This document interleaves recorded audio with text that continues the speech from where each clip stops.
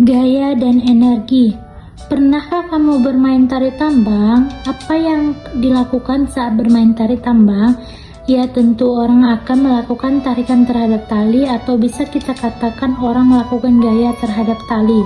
Tali tambang akan lebih mudah ditarik jika ditarik banyak orang dibanding ditarik oleh satu orang. Kenapa bisa seperti itu? Kemudian, biasanya orang telah melakukan tarik tambang, biasanya otot seseorang akan merasa capek dan lapar. Hal ini karena pada saat melakukan gaya diperlukan energi. Energi yang ada dalam tubuh kita bersumber dari makanan yang kita makan. Bagaimana makanan itu dapat menjadi energi dalam tubuh kita?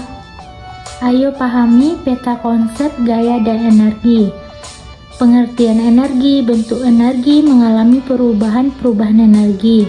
Gaya, pengertian gaya, jenis-jenis gaya, pengaruh gaya, hukum Newton, dan pesawat sederhana. Jenis-jenis gaya. A. Gaya sentuh. Yang pertama, gaya otot. Gaya otot adalah gaya yang dilakukan oleh otot-otot tubuh kita. Gaya otot sering dilakukan pada saat kita menarik dan mendorong barang, mengangkat barang, ataupun saat kita berolahraga. Yang kedua, gaya pegas. Gaya pegas merupakan kekuatan yang ditimbulkan oleh karet atau pegas yang direnggangkan. Saat Anda memanah, karet akan melontarkan anak panah setelah karet yang Anda tarik dilepas. Yang ketiga, gaya gesek. Gaya gesek timbul karena gesekan dua benda, misalnya saat berlari, sepatu akan bergesekan dengan jalan sehingga kita akan berlari dengan aman. Yang B. Gaya tak sentuh. Yang pertama, gaya listrik statis. Gaya listrik statis adalah kekuatan yang dimiliki benda yang bermuatan listrik untuk menarik benda di sekitarnya. Kita bisa mencoba membuktikan adanya gaya listrik statis dengan melakukan percobaan. Cobalah Anda gosokkan penggaris plastik yang pada rambut Anda secara berulang-ulang. Selanjutnya dekatkan penggaris tersebut ke potongan kertas. 2. Gaya magnet. Gaya magnet adalah gaya yang dihasilkan oleh magnet. Hanya benda yang mengandung unsur besi atau baja yang akan menempel ke magnet. Benda yang terbuat dari plastik atau kertas tidak akan tertarik dan menempel ke magnet. 3. Gaya gravitasi. Gaya gravitasi disebut juga gaya tarik. Adalah kekuatan bumi untuk menarik benda ke bawah. Jika kita melemparkan bola ke atas, maka bola akan jatuh ke bawah. Demikian juga buah yang ada di pohon, jika rontok akan jatuh ke bawah. Energi. Yang pertama, pengertian energi. Energi adalah sesuatu yang sangat melekat dalam setiap aktivitas kehidupan.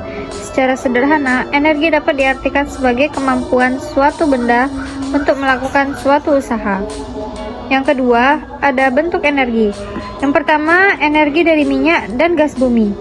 Gas sama dengan bahan bakar kompor. Bensin untuk bahan bakar motor dan mobil. Sedangkan solar untuk bahan bakar mobil dan mesin produksi. Kedua, energi non-minyak bumi. Pertama, ada cahaya matahari. Energi panas cahaya matahari dapat digunakan untuk menjemur pakaian dan memanaskan air. Terus ada angin. Angin dimanfaatkan untuk menggerakkan perahu layar dan kincir angin. Terus ada air. Air deras merupakan sumber energi. Energi air dimanfaatkan sebagai pembangkit listrik di PLTA atau pembangkit listrik tenaga air. Terus ada gelombang laut. Gelombang air laut menghasilkan energi yang dapat diubah menjadi energi listrik.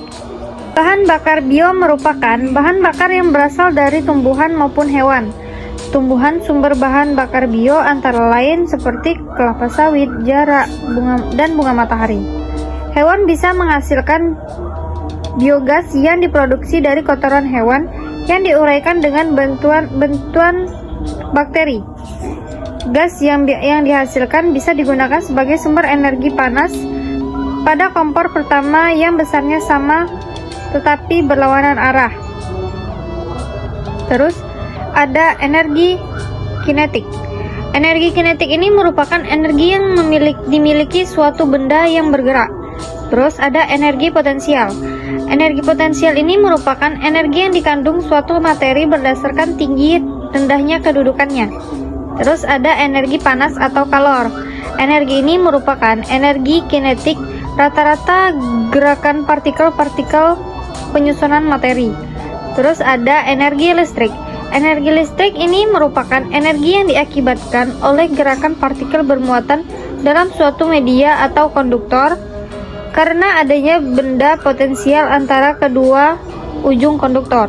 Terus ada energi kimia. Energi kimia ini merupakan energi yang dikandung suatu senyawa dalam bentuk energi ikatan antara atom-atomnya. Terus ada energi nuklir. Energi nuklir ini merupakan energi yang mengandung dalam inti atom. Terus ada energi pegas. Energi pegas ini merupakan energi benda yang lentur atau elastis memiliki energi panas pegas ini.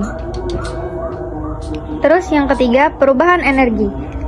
Perubahan energi ini, jika kita beraktivitas diperlukannya energi. Energi dalam tubuh kita terdapat pada makanan yang dinamakan dengan energi kimia. Energi yang terdapat dalam bahan bakar seperti bensin, minyak tanah, juga dinamakan energi kimia. Selain energi kimia, masih banyak lagi macam-macam energi.